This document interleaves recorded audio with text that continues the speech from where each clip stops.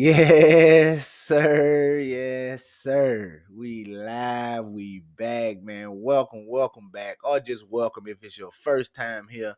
This is the Golden Goose DFS experience. I am your host, Chandler Blakely, aka Goose.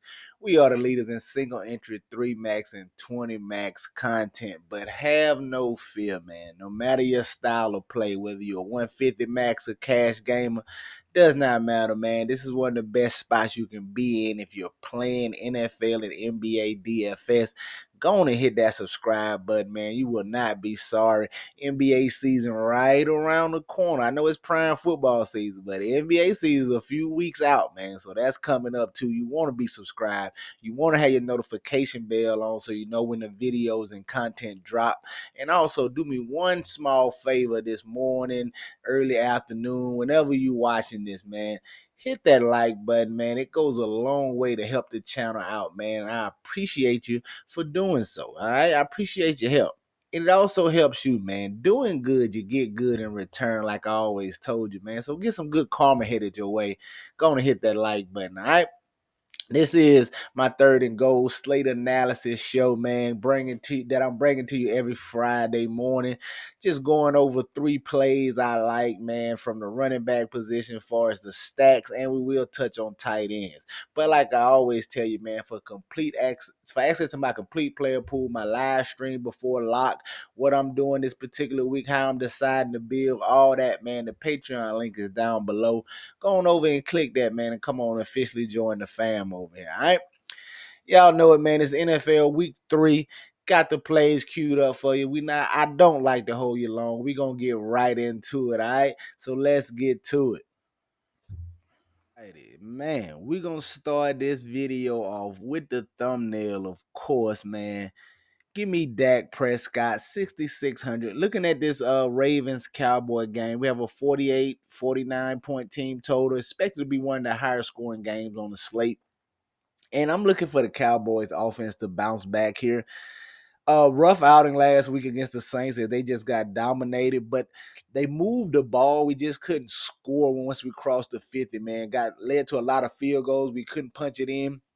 That gets a nice matchup here against this Ravens defense that has been struggling so far to start the season, man. They giving it up to pass catchers.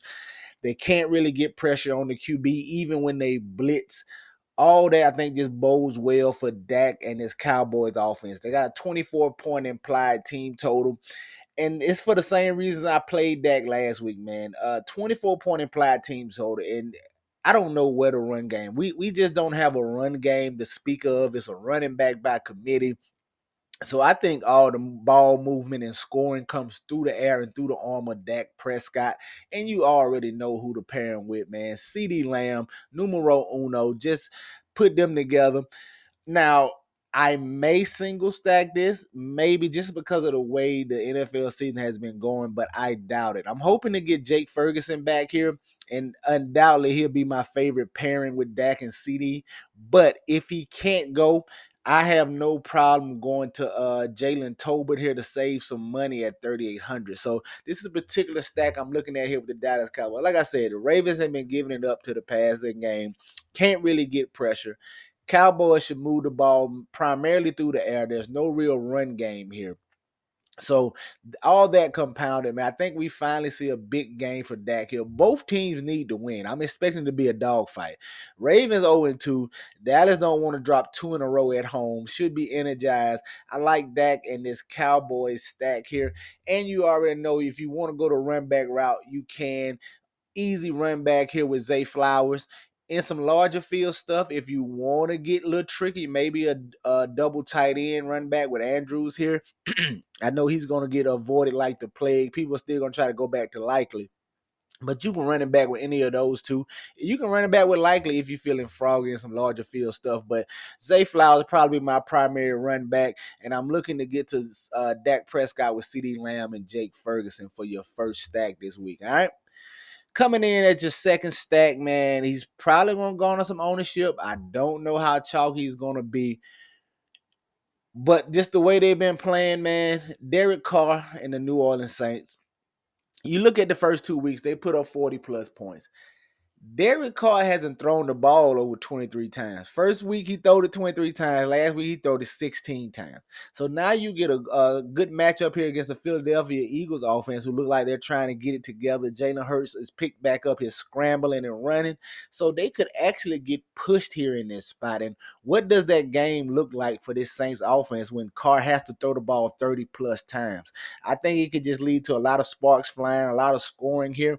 And I not really worried about this Eagles defense. So we're going to just continue to see if this Saints offense is the real deal. Now, you can go to offensive stack. For those of you who new to me, I call the offensive stack. That's when you include the running back. It's just like the complete offensive stack. When you pair him with a running back and a wide receiver, I truly believe you can go that route. I really think you can overstack this game and go this route right here and go Carl Kamara, Shaheed Olave, and just get to all of this Saints offense right here. But if you're just double stacking them, you can go with Shaheed and Olave. And like I said, because of how they use Kamara in the passing game, I don't mind just doing a Kamara with one receiver stack. A lot of different ways you can go with this Saints stack. I like how they're priced here, but definitely getting the Derek Carr. I haven't quite decided what I'm gonna do, how I'm going to stack it yet. We got to see what the ownership looks like and how it shakes out on Sunday morning before I make my final decision. But definitely playing this Derek Carr stack.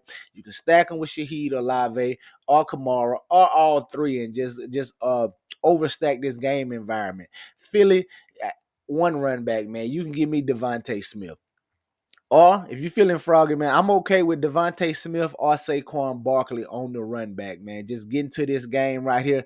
You really could do it like this. Get Saquon and Devontae Smith and really just overstack this game and hope it's just the shootout that Vegas thinks it is. But definitely like into Carr in this Saints offense, your number 2 stack on this week, all right? And then rounding it out, man, your final QB definitely going to be chalk. Everybody's going to it as well, but it might be the game of the week. Talking about Detroit and Arizona, and we're looking at Kyler Murray here at 6,900. Very good game last week, man. Him and Marvin Harrison connected early, kind of put that one away early. They should have a dog fight here in this one. And you can, even though he's chalky, you gotta look at Kyler Murray here in this spot. They're 24-point team total. This is the highest total game on the slate. I think it's at 51 right now, 50 and a half, whatever it is. This is one of the highest, this is the highest total game on the slate. And the thing about this matchup, Arizona has tried to be balanced this year and run the ball a little bit with James Conner, but it is just so tough to run on this Lions defense, man. I think they said they haven't given up a 70-yard rusher since going back to last season. So it's extremely tough to run on this Detroit defense. But the Cardinals are still projected for 24 points here in this spot. So that means they move it through the air and through the legs of Kyler Murray. Like getting to him and with some of that slight running upside, I definitely think you can skinny stack him as well. But my favorite pairing is going to be Trey McBride. Just handle the tight end, man, and get it over with there. Include them in your stack so you ain't got to worry about it. Tight end is going to be rough all year. Like going Trey McBride here, I think you can double stack them with either Harrison or Dortch. I'll probably go Greg Dortch here to save a little money. This is probably going to be my preferred stack here. Dortch and McBride. And then on the Detroit side, you can run it back with St. Brown. You can run it back with Gibbs. Uh, Maybe some David Montgomery if you're feeling a little froggy. Jameson Williams. There's a bunch of different running backs to attack this game here, but we definitely get into some Kyler Murray stacks here. This will be my favorite pairing, Dortch and Trey McBride. I like getting this little savings here on Dortch. Everybody's going to want to run back to Harrison after he had the big game, but Dortch had the big game week 1. So that just tells me depending on the matchup and environment, it could be either one of them. It's still early. We got to see, man. It's only small sample sizes of everything, but I like getting the Murray, Dortch, and McBride here. And you can bring them back with the Detroit guys on the other side. All right. Now let's get to running backs, man. First up at the top, I'm it's a lot of pay up options.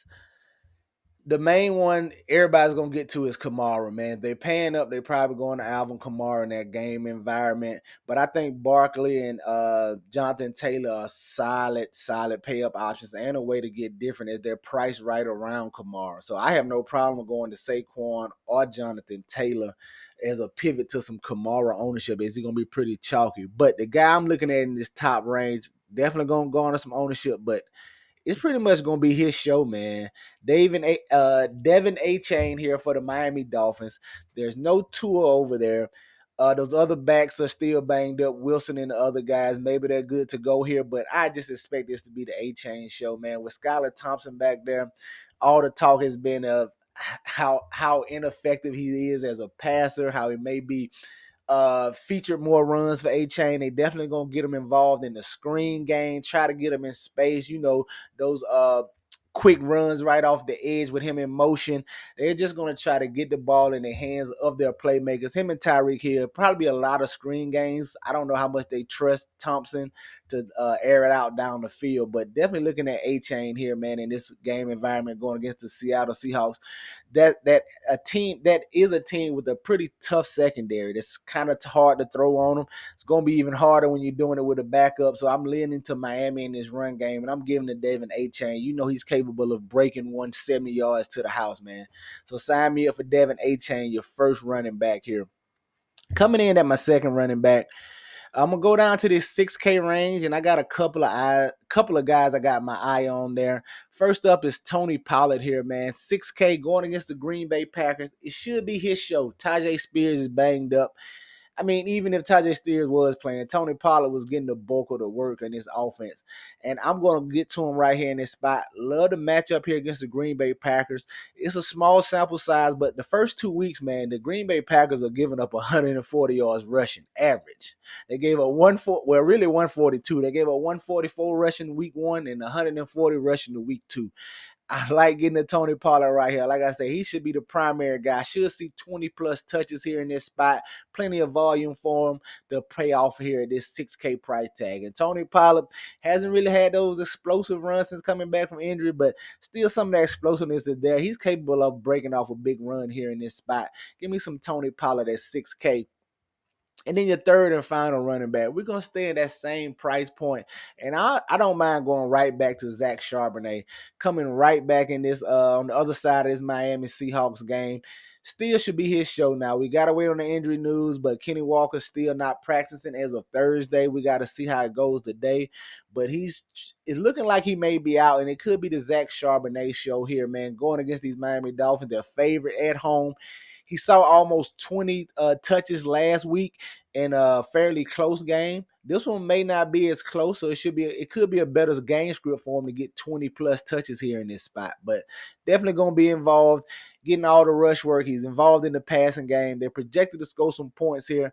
He definitely should get the goal line carries. I like getting the Zach Charbonnet at 6K in this spot. All right. There you have it, man. Your three running backs I'm looking at: Devin A. Chain, Zach Charbonnet, and Tony Pollard. Let's finish it up, man, and go look at these tight ends for you here.